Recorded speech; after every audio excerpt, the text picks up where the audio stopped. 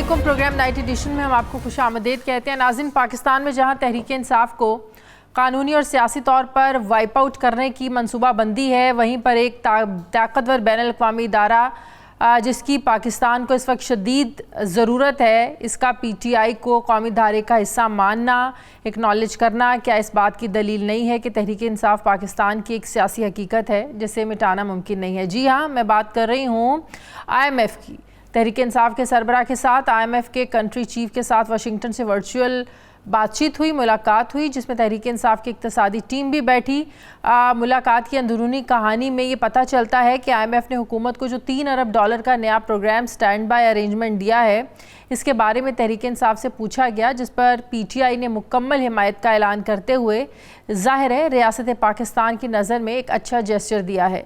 लेकिन जहाँ उन्होंने हुकूमत पाकिस्तान के साथ मुआहदे की हिमायत का ऐलान किया, वहीं अपना ये सवाल भी उस डेलीगेशन के सामने रखा कि पाकिस्तान में इलेक्शन वक्त पर कराने की क्या ज़मानत देते हैं। तो IMF के वफ़द ने ये जवाब में कहा कि हमारी पाकिस्तान के बदलते जो हालात हैं इस पर गहरी नज़र ज़रूर है, लेकिन हम एक हद तक मुदाखलत कर सकते हैं। अब सवाल यह है कि तहरीक इंसाफ ने IMF के वफ़द से इलेक्शंस के हवाले से गारंटी मांगने की कोशिश क्यों की, या उनको क्यों ज़रूरत पेश आई कि वो IMF के वफ़द से इलेक्शन के बारे में बात करें।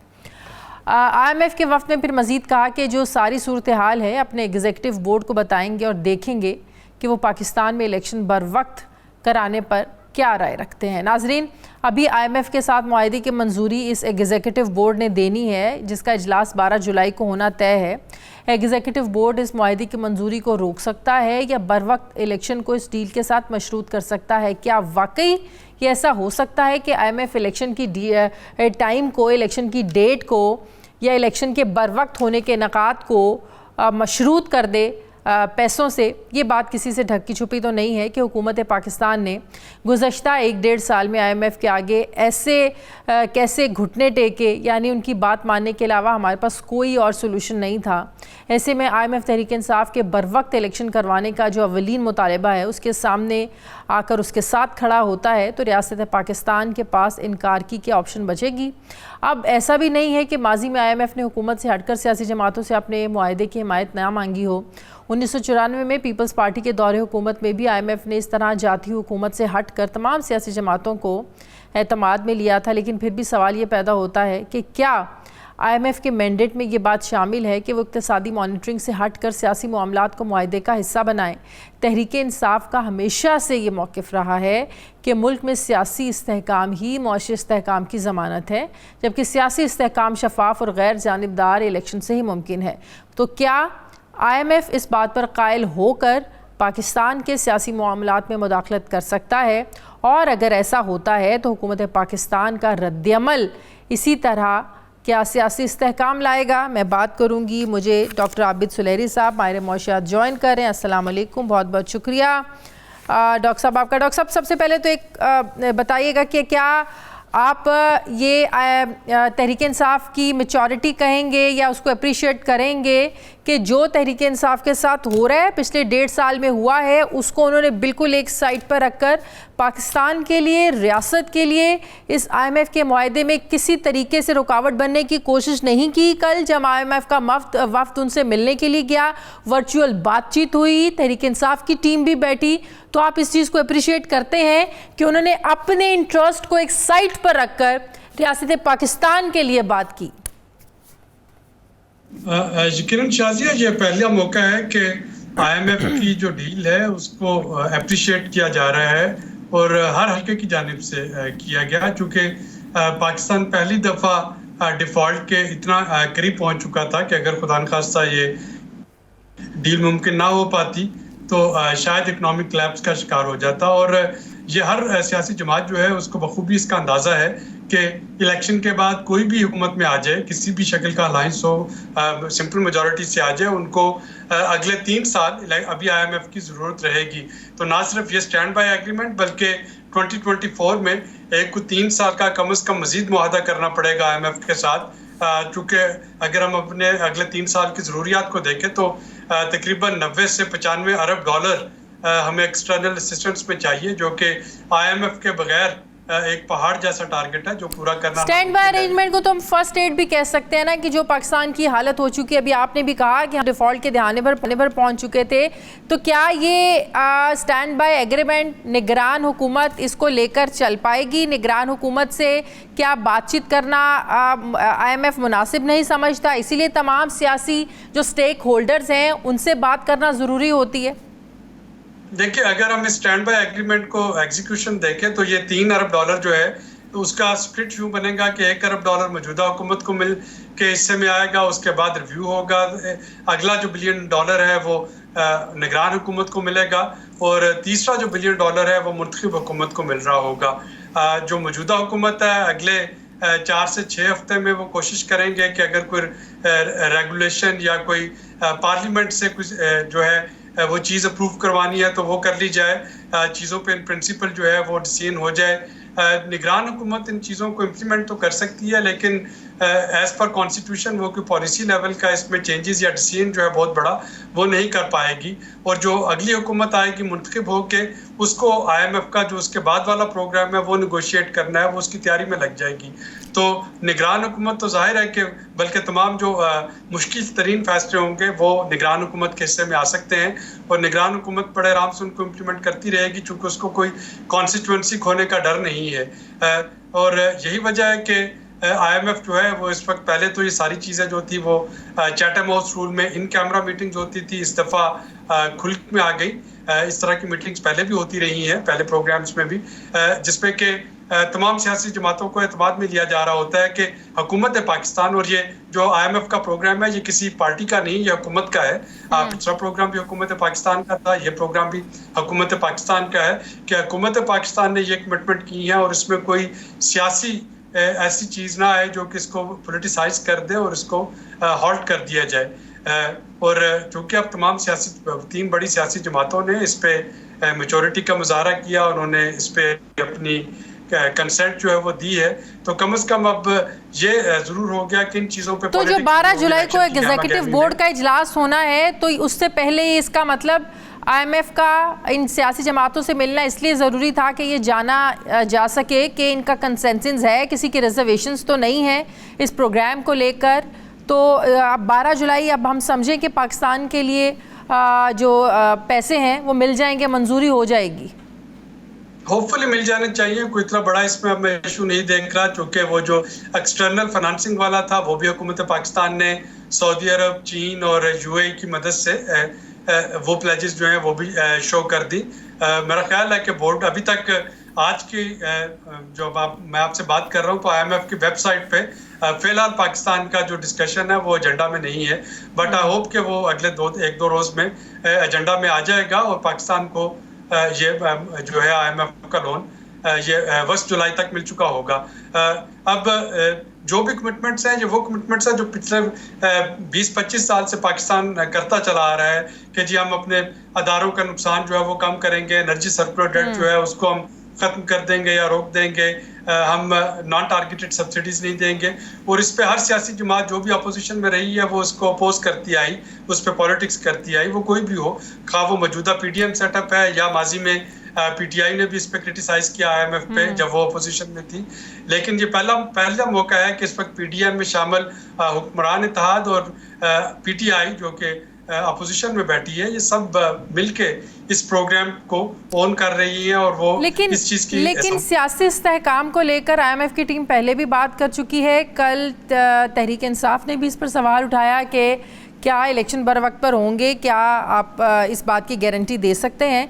तो क्या IMF इन बातों में, इन मामलात में सियासी मुदाखलत कर सकता है? इलेक्शंस के हवाले से उन्होंने कहा है कि हम जाकर अपने बोर्ड से बात करेंगे, अपनी टीम को जितने भी आपके कंसर्न्स हैं बता देंगे। तो इस बात के कितने चांसेस हैं कि IMF पैसे देने का जो मामला है $3 अरब इसको नथी कर दे, इसको मशरूत कर दे इस बात से कि आप डेट अनाउंस करें, आप हमें इस बात की यकीन दहानी कराएं कि इलेक्शंस अपने वक्त पर होंगे, बर वक्त होंगे?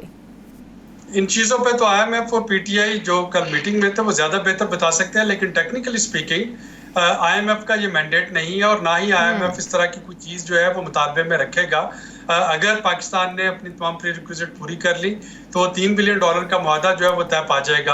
अब हो क्या सकता है, यानी एक सिनेरियो आपके सामने मैं रख देता हूँ कि लेट्स से कि इलेक्शन नहीं होते, मार्च 2024 तक भी इलेक्शन नहीं होते या मुंतखब हुकूमत नहीं आती, तो उस वक्त IMF जो है वो एक केयर टेकर हुकूमत के साथ वो निगोशिएशन नहीं करेगा अगले प्रोग्राम की।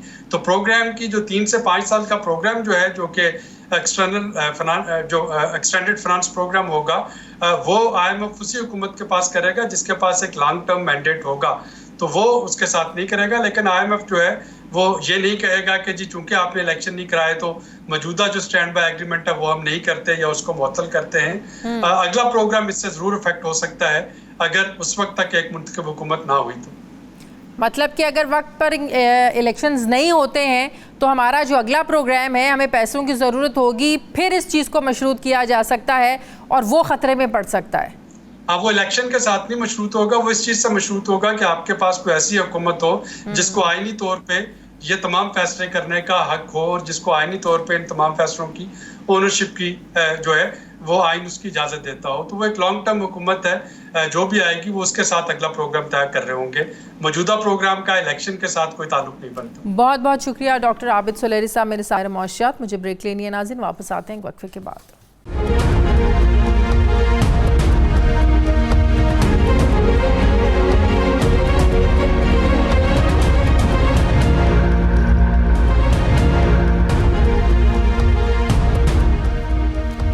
ब्रेक के बाद एक बार फिर से आपको खुशामदीद कहते हैं। मुस्लिम लीग नून के रहनुमा आबिद शेर अली साहब मुझे ज्वाइन करें। अस्सलाम वालेकुम, बहुत बहुत शुक्रिया। आबिद शेर अली साहब, मेरी आवाज़ आ रही है आपको? जी आ रही है जी आबिद साहब, क्या तहरीक इंसाफ का जो कल रवैया रहा है, पॉजिटिव जेस्चर एक दिया है IMF के साथ, IMF तमाम सियासी जमातों से मिल रहा है, जो स्टैंड बाय उनका अरेंजमेंट है $3 अरब का, उन्होंने बड़ा पॉजिटिव जेस्चर दिया है तहरीक इंसाफ ने। कि आप लोग इस चीज़ को अप्रिशिएट करते हैं कि उनके साथ जो कुछ हो रहा है पिछले 1.5 सालों में उसको बिल्कुल एक साइड पर रखकर उन्होंने इस मुल्क का सोचा है, मुल्क की इकॉनमी का सोचा है, मुल्क के आवाम का सोचा है? मैडम, इसमें पॉजिटिव जेस्चर की कौन सी बात है? ये वही लोग हैं जिनकी खुफिया वीडियोस पकड़ी गई, जो IMF को कहता है इनके वजीर खजाना कि ये पाकिस्तान के साथ डील न करे। इनके वज़रा आला जो 2 मेन इनकी हुकूमतें थी, उन्होंने खत लिख दिए, उन्होंने रियासत के साथ गद्दारी की इन हुक्मरानों ने। तो ये तो जब इनके गले और हलक को चीजें पहुंच गई और ये फिर मजबूरन को सरेंडर किए हैं। लेकिन मुझे बताएं कि जब वो इक़्तिदार में थे, जब उनको करना चाहिए था मुल्क की, उनकी वजह से पाकिस्तान को अरबों डॉलर का नुकसान हुआ। 4 महीने पहले जो काम होना था, इनका वज़रा खजाना ने लिखे, खत लिखे, इनकी हुकूमतों ने खतूत लिखे।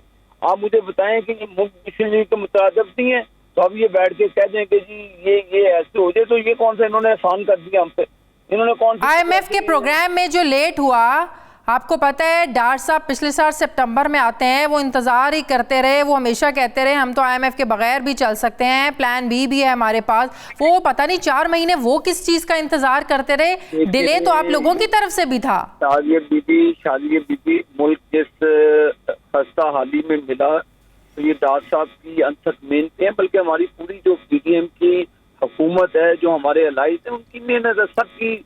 और ये हमने अपनी सियासत को दाव पे लगाया, रियासत को बचा। जनाब, आप लोगों ने अपनी ख्वाहिश पर लगाया ना, किसी ने जबरदस्ती तो आप ख्वाहिश पे नहीं लगाया। बीबी ख्वाहिश पे लगाया होता तो हम उस वक्त को दस्ते के इलेक्शन में हराया, हमने उसको मियाँवाली हमने उसको खानेवाल के इलेक्शन में हराया, हर इलेक्शन के अंदर शिकस्त दी।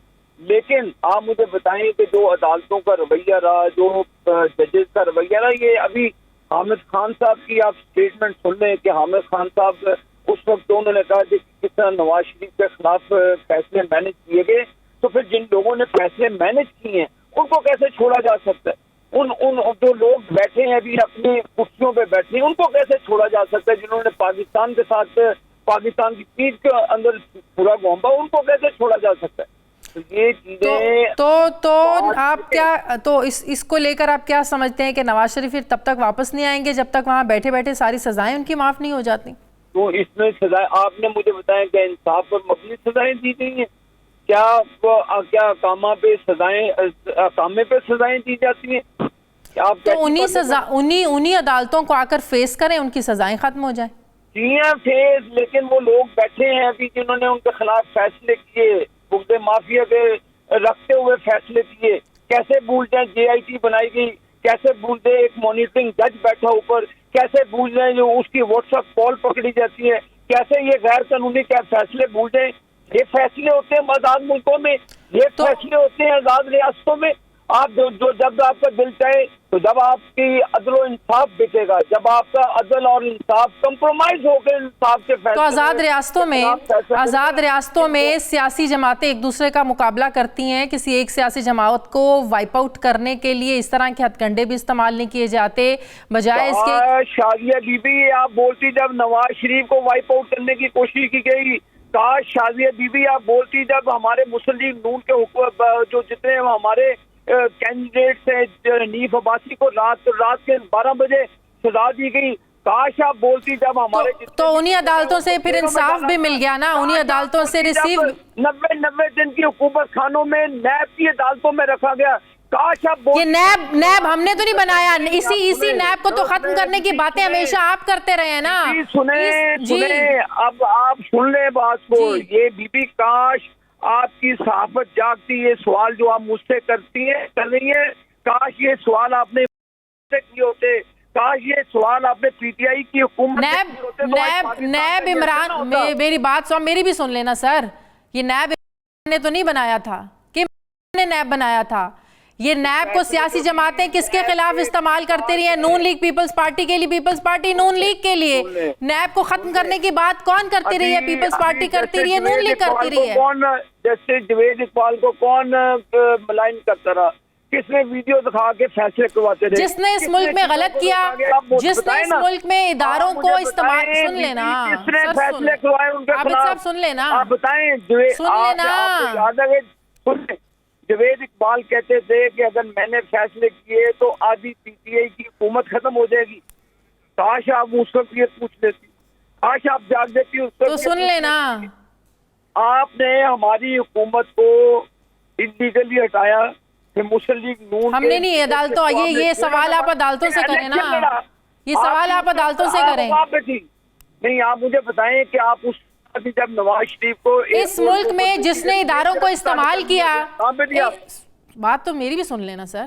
इस मुल्क में जिसने इदारों को इस्तेमाल किया, अपने फवायद के लिए किया, मुल्क के बरखिलाफ जाके किया, चाहे वो कोई और है, उसको सजा मिलनी चाहिए, उसको सजा मिलनी चाहिए। जिसने भी किया बिल्कुल जितने भी लोग हैं लाना चाहिए उनको अवाम के सामने, जिसकी वजह से आज पाकिस्तान को 1-1 बिलियन के लिए अपनी इज्जत और साख को दांव पे लगाना पड़ा। आबिद साहब, तो ये इस मुल्क में इलेक्शंस तब तक डिले होंगे जब तक नवाज शरीफ साहब वापस नहीं आएंगे।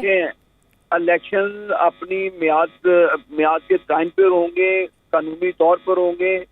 जो डिलिमिटेशन का प्रोसेस है उसी प्रोसेस को पूरा कर, इलेक्शन अपनी मुद्दत पे होंगे। आईनी मुद्दत जब हुकूमत की खत्म होगी तो जो एक प्रोसीजर है उसी के तहत ठीक है। प्रोसीजर तो पंजाब का भी होना था, प्रोसीजर तो KP का भी होना था। चले उसको तो जरा साइड पर रख दे। मेरी बात सुन लेना, आप मेरी बात सुन लें। जब हमजा शहबाज साहब उतारा गया, आप उस वक्त रोकते जब हमजा शहबाज साहब के वोट काउंट करा के आपने उनको DC मेरी बात सुन लें।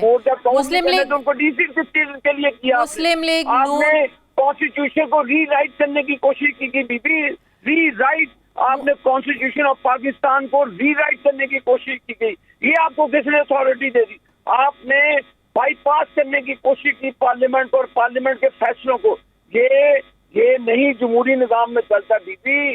होश के नाखून ले, आप लोग हैं लोगों की, सुन लेना, आप लोग हैं माइंड बनाने वाले। आप लोग मेरी बात सुन लेना, मेरी बात सुने। आप लोग ये कहते हैं ना कि नवाज शरीफ तब तक वापस नहीं आएंगे जब तक उनकी सजाएं माफ नहीं होंगी, और तब तक हम इलेक्शन जीतना आप लोगों के लिए मुश्किल है जब तक नवाज शरीफ वापस नहीं आएंगे। तो फिर आप कैसे कह सकते हैं कि इलेक्शन वक्त पर होंगे? इसमें तो कोई दो राह नहीं है कि नवाज शरीफ के बगैर मुस्लिम लीग नून इलेक्शन नहीं लड़ सकती। वोट नवाज शरीफ पर, वोट नवाज शरीफ की है। अभी तक बड़े लोग आए नवाज शरीफ को मिटाने के लिए, अल्लाह ताला ने आज उनका नामो निशान नहीं रखा, लेकिन नवाज शरीफ तो है सियासत के अंदर, सियासी मैदान में। अल्लाह के फजलो करम से वो मसला ये है कि हर कोई अपने साथ होने वाली ज्यादतियों का तस्करा करता है। आप देखें, अब जो गिलगित बल्दिस्तान में हुआ है, क्या वो दुरुस्त हुआ है? जो कराची में मेयर के इंतखाब के वक्त हुआ है, क्या वो दुरुस्त हुआ है? उस वक्त नून लीग क्यों नहीं बोली कि जिस पार्टी के आप बोलती? हम तो बोले, जहाजों में हमारे एमपीओ को उठा के हम तो बोलते हैं अक्सरियती जमात को क्लियर नहीं बदल गया। हमने तो सिंध हाउस में जो हुआ हम तो उसमें भी बोले। चीफ मिनिस्टर नून लीग का बनता था, उस वक्त आपकी आंखों में क्या मोतियां है वो तो नहीं बोलते थे आप अपने आप मेरी बात सुने, आप जरा थोड़ा सा तमीज के दायरे में रह के बात करें। मैं आपको बड़ी रिस्पेक्ट में, बड़ी इज्जत के साथ बात कर रही हूँ। ये क्या तरीका है? आप नहीं, आपने ये क्या बात की? आंखों में, किसकी आंखों में मोतिया उतरा हुआ था? आप एक पढ़े लिखे इंसान है कि नहीं? आंखों में आ गए? नहीं, आप पढ़े लिखे इंसान नहीं है। आपको आप एक नेशनल टीवी चैनल पर बात कर रहे हैं और आप किस लहजे में बात कर रहे हैं? आप मेरे से इतनी ऊंची आवाज में आप ना बोले, मैं उस तरह का नहीं हूँ जो नहीं ऊंची, तो आप भाग जाएं, आपकी मर्जी है। मैं क्यों भागूं? आप भाग जाए। मैं क्यों मैंने तो आपको इज्जत दे के बुलाया है सर। सर मैंने आपको इज्जत दे के बुलाया है। ऊंची आवाज में आप ये तहजीब के दायरे में रह के बात नहीं कर रहे।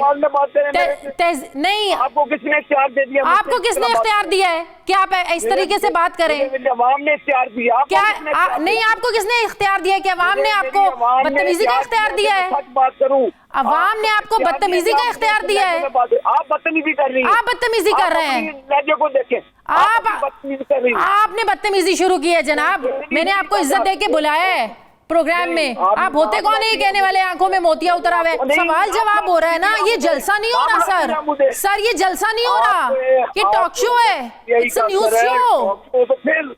टॉक शो है तो आराम से बात करें ना। आप ये कैसे कह सकते हैं आपको अवाम ने इख्तियार दिया? किस चीज का इख्तियार दिया अवाम ने आपको? बदतमीजी करने का? बोलने का sir please, thank you sir, please thank you बहुत बहुत शुक्रिया। अपना लहजा दुरुस्त करें, फिर अवाम के पास जाने की करें। बहुत बहुत शुक्रिया आपका।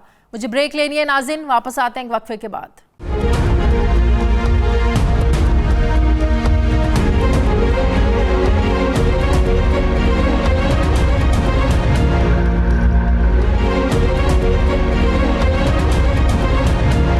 ब्रेक के बाद एक बार फिर से आपको खुशामदीद कहते हैं नाजरीन। आजकल जहां पाकिस्तान का कुल ज़र मुबादला 5 अरब डॉलर्स के करीब बताया जाता है, वहीं पिछली हुकूमत में दिए गए 3 अरब डॉलर्स के कर्ज़ों का खूब चर्चा है। कौमी असम्बली की पब्लिक अकाउंट्स कमेटी माजी में कर्ज़ों की मद में दिए गए इन 3 अरब डॉलर्स को आजकल ख़बरों का हिस्सा बनाए हुए है, जैसे इसमें बहुत बड़ी करप्शन या तहरीक इंसाफ हुकूमत की मिली भगत शामिल है।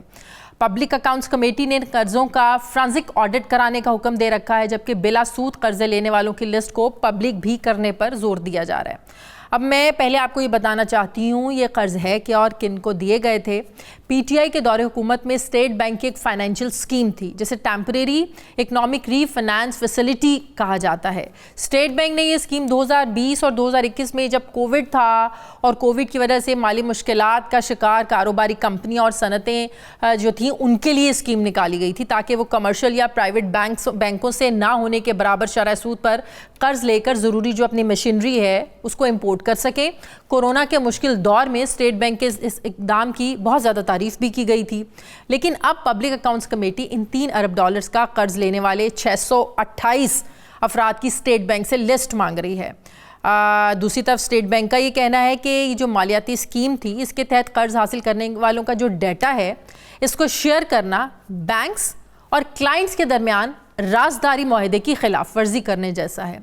पब्लिक अकाउंट्स कमेटी की कार्रवाई पर माहिरीन भी बहुत सवाल उठा रहे हैं कि पब्लिक अकाउंट्स कमेटी अपने दायरेकार से बाहर निकल कर खेल रही है। इससे कारोबारी बरादरी का जो एतमाद है वो भी मजरूह होने का खदशा है। सवाल उठता है कि कल तक जिस मंसूबे की तारीफ़ें हो रही थी इस पर पब्लिक अकाउंट्स कमेटी को तहफ़्फ़ुज़ात क्या हैं आज? अगर पब्लिक अकाउंट्स कमेटी के तलब करने के बावजूद स्टेट बैंक ये डाटा देने से इनकार करता है तो पब्लिक अकाउंट्स कमेटी क्या करेगी? क्या ऑप्शंस हैं पब्लिक अकाउंट्स कमेटी के पास? क्या पब्लिक अकाउंट्स कमेटी के पास इस चीज़ के शवाहिद हैं कि इस स्कीम को गलत इस्तेमाल किया गया, इसका गलत फ़ायदा उठाया गया? क्या महज सियासी बुनियाद पर इन कारोबारी शख्सियात को निशाना बनाना ज़रूरी है या बनाया जाना चाह रहे हैं ये लोग जो तहरीक इंसाफ की हुकूमत में इन कर्ज़ों से मुस्तफ़ीद हुए?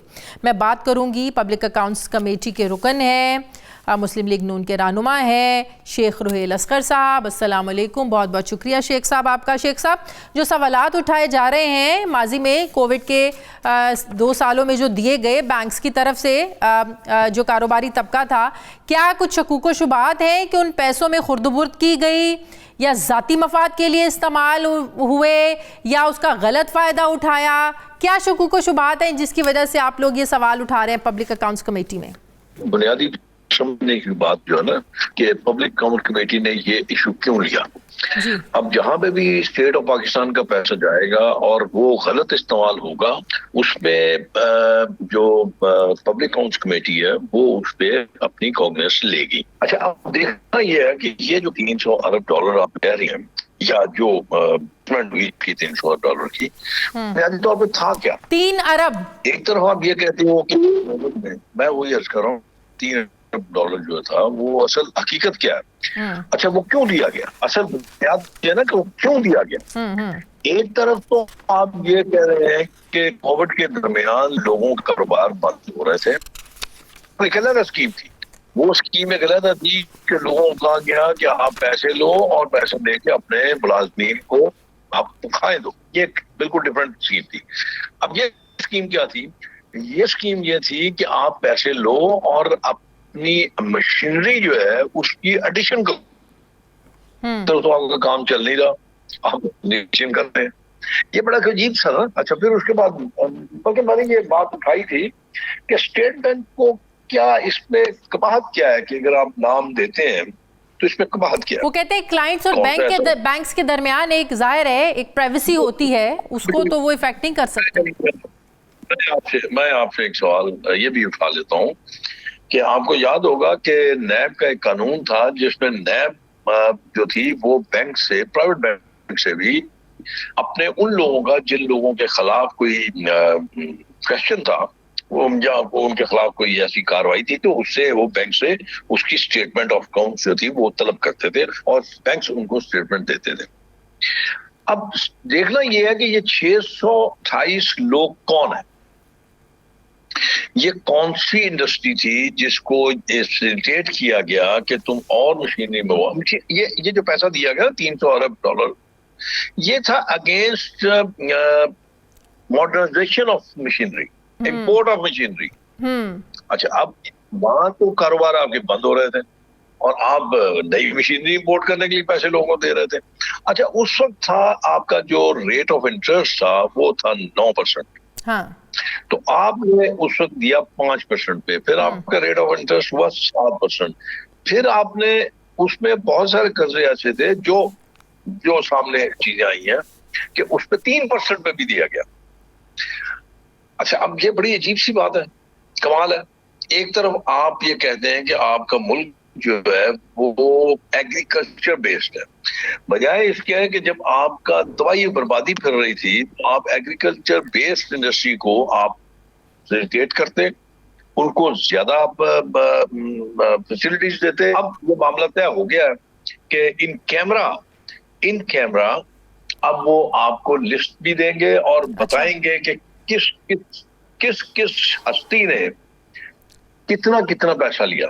अच्छा, अब जब तक वो लिस्ट नहीं आएगी, मैं आपको गुजारिश करूं, आप किसी पे उंगली नहीं उठा सकते जब तक वो लिस्ट नहीं आएगी। अच्छा, जब वो लिस्ट आपके पास आ जाएगी, जब वो नाम आ जाएंगे कि फला शख्स ने, फला इदारे ने, फला कंपनी ने इतना पैसा लिया, देन व्हाट?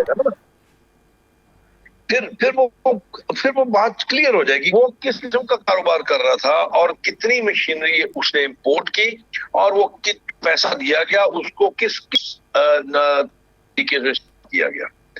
अब ये चीजें जो है ना, ये सवालात है after providing of the list. ठीक है, ये तब सवालात उठेंगे, तो अभी तो कुछ सवाल उठा ही नहीं है। सही। तो मैं कर दूं, जो PAC है ना, पब्लिक अकाउंट कमेटी, ये इसका काम क्या है? इसका काम ये है कि स्टेट ऑफ पाकिस्तान का जो पाकिस्तान की पैसा है, जो लोगों का पैसा है, टैक्स मनी है, उसको सिक्योर करना। सही। ऐसा नहीं हो सकता कि आपको स्कीम बनाए और स्कीम बनाने के बाद आप बेशक जो मर्जी कर दे। अब देखें, अब मैं आपको गुजारिश करूं, अब स्टेट बैंक कहता है जी उन्होंने स्कीम बना दी। State bank has no power state bank has no powers and उनकी फंक्शन ही नहीं है, उनकी डोमेन नहीं है।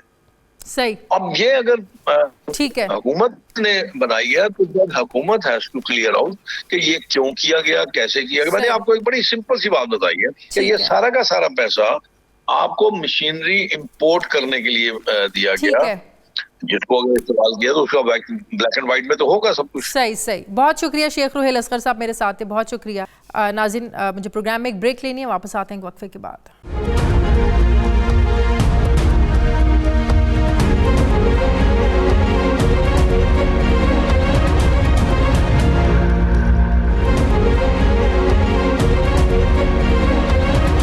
ब्रेक के बाद एक बार फिर से आपको खुशामदीद कहते हैं। नाज़रीन, क्रिकेट वर्ल्ड कप 2023 इस बार हमसाया मुल्क भारत में शेड्यूल है और इसी शेड्यूल ने एक सवाल, एक गैर यकीनी सी पैदा कर रखी है कि आया पाकिस्तान की जो टीम है इस वक्त कप खेलने के लिए, वर्ल्ड कप के लिए भारत जाती भी है या नहीं। क्योंकि भारतीय क्रिकेट टीम ने तो मुख्तलिफ बहाने, कभी सिक्योरिटी थ्रेट्स तो कभी दहशतगर्दी के इल्ज़ामात को जवाज़ बनाकर 2006 के बाद से पाकिस्तान आकर खेला ही नहीं और साफ साफ इनकार करके खेल को खेल ही नहीं रहने दिया। अब पाकिस्तान की बारी है तो पाकिस्तान क्रिकेट बोर्ड ने भी जाने या ना जाने का फ़ैसला खेल से निकाल कर फ़ैसला साजों के हवाले कर दिया है। यानी वज़ीर ख़ारजा की सरबराही में एक हाई प्रोफाइल कमेटी बनाई गई है जो फ़ैसला करके प्राइम मिनिस्टर को बताएगी कि पाकिस्तान की टीम इस वर्ल्ड कप के मैचेस खेलने भारत के मैदानों में जाएगी या नहीं। पाकिस्तान क्रिकेट बोर्ड पहले ही आईसीसी और भारतीय क्रिकेट बोर्ड पर वाज़ेह कर चुका है कि कौमी टीम को भारत जाने और मैच वेन्यूज़ के हवाले से हुकूमत पाकिस्तान की क्लियरेंस चाहिए और हुकूमत का जो भी फ़ैसला होगा हमारा भी वही फ़ैसला होगा। जिस वक्त पाकिस्तानी हुकाम ये फ़ैसला कर रहे होंगे उस वक्त यकीनन उनके जहनों में ये बात ज़रूर होगी कि ये जो एशिया कप अगस्त में पाकिस्तान में होना है इसमें पाकिस्तान ना आकर खेलने की बात भारतीय क्रिकेट बोर्ड तो पहले ही कर चुका है। भारत तो इनकार कर चुका है कि हम तो अगस्त में आके पाकिस्तान में एशिया कप नहीं खेलेंगे और ऐसे में टीम पाकिस्तान को इंडिया भेजना ये और भी मुश्किल फ़ैसला होगा। नाज़रीन, ये बात काबिल गौर है कि पाकिस्तान और भारत न सिर्फ क्रिकेट के मैदान में रिवायती हरीफ हैं बल्कि और भी मुख्तलिफ मामलात में मुख्तलिफ तनाज़ात हैं। मसला कश्मीर दोनों ममालिक में तनाज़े की बुनियादी वजह है। भारत एक अरसे से सियासत हो या खेल पाकिस्तान को इंटरनेशनल लेवल पर तनहा करने के मिशन में जुटा हुआ है। ऐसे में भारत जाकर खेलने के हवाले से डिप्लोमेटिक नॉर्म्स क्या कहती हैं। जैसे भारत की ज़िद पर पाकिस्तानी मेज़बानी में होने वाला एशिया कप हाइब्रिड मॉडल के तहत न्यूट्रल वेन्यू पर होने जा रहा है, श्रीलंका में होने जा रहा है। क्या पाकिस्तान इस पोजीशन में है कि इस इनकार पर वर्ल्ड कप मैचेस भी भारत से बाहर किसी दूसरे मुल्क में हो सकते हैं? इत्तलात के मुताबिक तो पाकिस्तान ने ये फरमाइश तो की लेकिन भारत ने और आईसीसी ने साफ इनकार कर दिया कि मैचेस तो भारत में ही होंगे। मैं बात करूंगी, मुझे ज्वाइन कर रहे हैं साबिक टेस्ट क्रिकेटर, मारूफ खिलाड़ी मोहसिन हसन खान साहब। अस्सलाम वालेकुम, बहुत बहुत शुक्रिया मोहसिन साहब आपका। मोहसिन साहब, ये बहस के पाकिस्तान को ऐसी सूरत हाल में जब भारत इनकार कर चुका है कि भाई हम तो अगस्त में एशिया कप खेलने नहीं आ रहे हैं और हमने तो वेन्यू भी चेंज कर दिया, हमने तो उनकी ये भी बात मान ली, हम तो श्रीलंका ले गए वेन्यू, तो ऐसे में पाकिस्तान को वर्ल्ड कप के लिए भेजना चाहिए या नहीं? जी, पहली बात आपको वालेकुम सलाम, सारे नाज़रीन को अस्सलाम वालेकुम। शाजिया, अभी जो आपने इंट्रोडक्शन में बड़ी अच्छी बात कही कि हमने इस पोजीशन में हम हैं कि हम हाँ कर सकते हैं या ना कर सकते हैं। ये पोजीशन इस वजह से आज बनी है कि पास में हमने अपना स्टैंड नहीं लिया। अगर हम सॉलिड स्टैंड लेते, पास में भी आपको पता है बहुत दफ़ा ये हो चुका था कि इंडिया ने यहाँ आने से मना कर दिया था और पाकिस्तान खेलने चला गया था। जब हम अपनी इज्जत खुद नहीं करेंगे तो सामने वाला कैसे करेगा? और मैं ये नहीं कह रहा हूँ, देखिए पाकिस्तान इंडिया का एक तो मामला ये बड़ा इंपॉर्टेंट है, क्रिकेट के हवाले से बात कर रहा हूँ, दूसरे हवालों से तो होता ही है पॉलिटिक्स के हवाले से, कि ये दोनों वाइट टीमें जब इनका टूर होता है या इनके मैचेस होते हैं कहीं पाकिस्तान में या इंडिया में, तो दोनों गवर्नमेंट की परमिशन होनी चाहिए, येस की, तो उनकी भी और हमारी भी। तो हमारी गवर्नमेंट जब तक हमको punishment I beg you pardon permission देती है तो फिर हम खेलते हैं। अब उनकी गवर्नमेंट ने आई थिंक वो किया है कि वो कह रहे हैं कि नहीं हम नहीं जाएंगे। आई थिंक इसका बेस्ट तरीका शाजिया, मैं जो फील करता हूँ, जो थोड़ी बहुत मेरी नॉलेज है अल्लाह के फजल से, इस मामले को बड़ी खूबसूरती से हल करना चाहिए था कि देखिए एशिया कप के लिए हमने आपको ओके दे दिया कि हम आ रहे हैं खेलने आपके पास, सॉरी वो लोग हमारे पास नहीं आ रहे। वर्ल्ड कप में हम आपके पास खेलने आ रहे हैं। मतलब ये क्या हमने वेन्यू चेंज कर दिया ना एशिया कप के लिए। हाँ, एशिया कप का तो चले, पहले उस पर ये कह देता हूँ, आप जो बात कह रही हैं उस पर आप स्ट्रेस कर रही हैं। पाकिस्तान में मैंने जो सुना है कि 3 या 4 मैचेस हैं एशिया कप के, सिर्फ सारे मैचेस श्रीलंका शिफ्ट कर दिए। आई मीन ये तो एक बहुत ही अफसोस की बात मैं कहूँगा एज अ पाकिस्तानी पहले और फिर एज अ पाकिस्तानी क्रिकेटर, कि मैं मेरे कंट्री की क्या ये रिस्पेक्ट है कि जी अब एशिया कप जो यहाँ होना था वो पूरा श्रीलंका ऑलमोस्ट पूरा 90% शिफ्ट वहाँ कर दिया है, प्लस हमने वर्ल्ड कप के लिए ऑलरेडी जाने के लिए हाँ कर दी है। यहाँ हमारे और ये पास्ट की प्रॉब्लम है जो चली आ रही है अभी तक। ये उस वक्त मैं बहुत से प्रोग्राम में मैंने कहा था कि देखिए अगर आप उनसे एक बड़े प्यार से इज्जत से, बिकॉज मैं बिलीव करता हूँ एक चीज़ में कि अगर आपको इज्जत चाहिए तो पहले इज्जत दो, हम सामने वाले को इज्जत दें, उनको बैठ के आराम से आईसीसी को इन्वॉल्व करके वर्ल्ड कप का जो मैटर है एशिया कप में तो चलिए एशियन क्रिकेट काउंसिल आती है, उनके साथ बैठ के आप सारा कुछ तय करें। लेकिन आप उनसे करते कि देखिए अगर आप हमारे मुल्क में खेलने नहीं आएंगे तो हम भी नहीं आएंगे। और क्यों नहीं आएंगे? हमारे मुल्क की सिक्योरिटी अभी आपको पता है, इंग्लैंड, ऑस्ट्रेलिया, न्यूजीलैंड, खासतौर पे ये 3 जो टीमें इन्होंने बिल्कुल पाकिस्तान आने से मना कर दिया था। ये तीनों टीम्स ने टूर किया है पाकिस्तान का, जबरदस्त सीरीज हुई है डिफरेंट शहरों में। ये भी नहीं कि कोने में एक शहर में सारी कुछ, लाहौर में या कराची में या पिंडी में एक जगह करा दिया, 4-5 डिफरेंट शहरों में दोनों खेल के गए। यहाँ से ट्रिमेंडस सिक्योरिटी था। जब पाकिस्तान सिक्योरिटी का इंतजाम करता है तो हमारी पुलिस, हमारे रेंजर्स और दूसरे जो सिक्योरिटी के इदारे इतनी जबरदस्त। मोहसिन साहब, अगर जज्बात में आकर पाकिस्तान इनकार कर देता है कि आप हमारी बात नहीं मान रहे, आप तो वेन्यू भी हमारे लिए वर्ल्ड कप के मैचेस का चेंज करने के लिए तैयार नहीं है, तो इसमें नुकसान आप नहीं समझते हमारा होगा, हमारे खेल का होगा, या जज्बाती तौर पे फैसला करना चाहिए? नहीं, देखिए खेल का आपका, आप क्यों ये कह रहे हैं कि हमारा फैसला होगा अगर हम मना कर देंगे? मना नहीं करना चाहिए, मैं नहीं कह रहा हूं मना करें। ये चीजों की सिचुएशन में हम लेके क्यों आए अपने आप को? जैसे याद है आपको बिग 3 बना था, तो बिग 3 था जो हमारे क्रिकेट बोर्ड में साहब इन्वॉल्व भी हो गए थे, जिनको कर दिया गया था। उन्होंने कहा था कि पाकिस्तान को अगर क्या कहते हैं भी बनना पड़े तो वहां जाके खेल ले, उनके साथ मिल जाए। और भाई तुम्हें क्या हो गया? अगर तुम्हें पाकिस्तान की इज्जत का ख्याल नहीं है तो हमें अपने मुल्क की इज्जत का ख्याल है। और वो क्रिकेट बोर्ड में उनको चेयरमैन बना दिया गया था, जिन्होंने ये पाकिस्तान को एक तरह से मैं समझता हूं कि गाली दी थी कि अगर आपको क्या ऐसी अल्फाज थे, अच्छे अल्फाज नहीं थे, क्या ये भी होना पड़े तो आप जाके उनके साथ मिल जाएं, आप पैसा लें उनसे। पैसा बहुत जरूरी है, मैं भेजता हूं ऐसे पैसे के ऊपर, अपने मुल्क के स्टेक के ऊपर। लेकिन अगर आप चेयरमैन होते तो आप क्या फैसला करते? आप भी गवर्नमेंट पर छोड़ देते, वजारत खारजा पर छोड़ देते, प्राइम मिनिस्टर पर छोड़ देते, हुकूमत पर छोड़ देते? आपकी अपनी राय क्या होती? जी बिल्कुल, आपने देखिए अगर मैं उस पोजीशन पे होता तो मैं सीधे से पहले अपनी गवर्नमेंट के जो भी हमारे प्राइम मिनिस्टर होते थे जैसे आज हैं, उनके साथ में बैठ के डिस्कशन करता कि देखिए कार्ड्स को प्ले कीजिए, 1 2 3 4 ये चीजें हैं, इसमें से हमें क्या पिक करना है क्या नहीं करना है। हम बिल्कुल जाने को तैयार हैं, वो हमें सिक्योरिटी देते हैं वहाँ पे, बिल्कुल शौक से हम जाएंगे, लेकिन उनको भी आना पड़ेगा। हाँ, जिस ज़माने में आपको याद होगा कि सिक्योरिटी प्रॉब्लम्स हो गई थी तो हमारी सिक्योरिटी फोर्सेस ने गवर्नमेंट को कह दिया था कि आप किसी टीम को अभी ना बुलाएं, नहीं बुलाया था। अब हमारी है like I said, England, Australia, जो गोरे हैं, जो गोरे आने से यहाँ घबराते थे, वो आके पूरी सीरीज खेल के गए।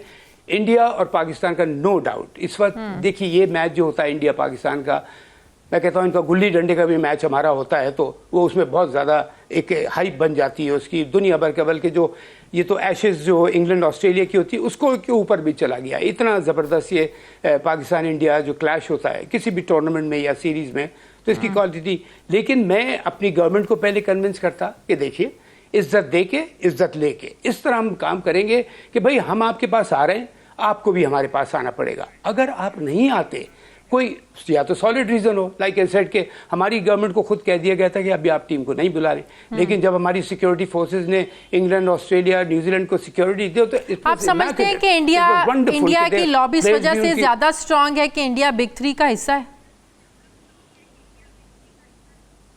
बिल्कुल है। देखिए फाइनेंशियल एस्पेक्ट इसमें आ जाता है, आपने बहुत अहम सवाल किया है, ये इसको भी सारे अहम हैं, लेकिन तो बिग 3 का अगर है तो भाई ठीक है आप बिग 3 में। मैं उस वक्त सख्त खिलाफ क्यों था कि पाकिस्तान को एज अ तटपंजू टीम इस्तेमाल किया जा रहा था कि जाके मिल जाएं आप उनके साथ, जो आपके मैचेज हैं। और वो साहब जो थे जिन्होंने कहा था कि आपको क्या पता नहीं क्या, मैं याद नहीं आ रहा, लेकिन बहुत अच्छा अल्फाज इस्तेमाल नहीं किया था पाकिस्तानियत को। हाँ, पाकिस्तानियत को छोड़ें आप, और तुम क्रिकेट मैच की वजह से पाकिस्तानियत छुड़वा रहे हो।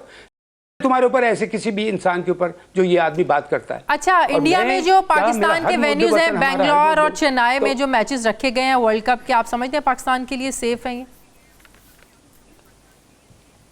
देखिए, अगर सेफ्टी की बात होती है ना, जब सिक्योरिटी होती है, तो अब पहले आपको याद है सिर्फ पाकिस्तान में लाहौर में मैच, या लाहौर में आमतौर पे करा दिया करते थे जल्दी से वहीं बंद करके, लेकिन बाद में अभी जो इंग्लैंड, ऑस्ट्रेलिया, न्यूजीलैंड आई है, वो कराची भी खेली, लाहौर भी खेली, पिंडी भी खेली, और आई थिंक फैसलाबाद भी ये सुनते 4-5 सेंटर पे खेली। इसी तरह वो भी अगर सिक्योरिटी देंगे तो सिक्योरिटी की कोई प्रॉब्लम नहीं होती है। जब गवर्नमेंट तैयार हो जाती है सिक्योरिटी देना, मैं तो अपनी गवर्नमेंट के लिए ये फ़ख्र से अपनी सिक्योरिटी फोर्सेस के लिए, अपनी पुलिस, अपने रेंजर्स और अपनी जो दूसरी पैरामिलिट्री फोर्सेस होती हैं, क्या कमाल की वो सिक्योरिटी देता है, और कि आपको कुछ भी नहीं होता। ये मैंने खुद इनसे मेरा इंटरेक्शन हुआ था, न्यूजीलैंड और ऑस्ट्रेलिया और इंग्लैंड के क्रिकेटर्स से, they said it was wonderful. हमें कोई प्रॉब्लम ही नहीं हुई यहाँ पे, ना ग्राउंड पे, ना होटल में। बहुत बहुत शुक्रिया आपका मोहसिन साहब। नाज़रीन, प्रोग्राम का वक्त खत्म हो गया है, फीडबैक ज़रूर दें, अपना ख्याल रखें, मुझे इजाज़त दें, अल्लाह हाफ़िज़।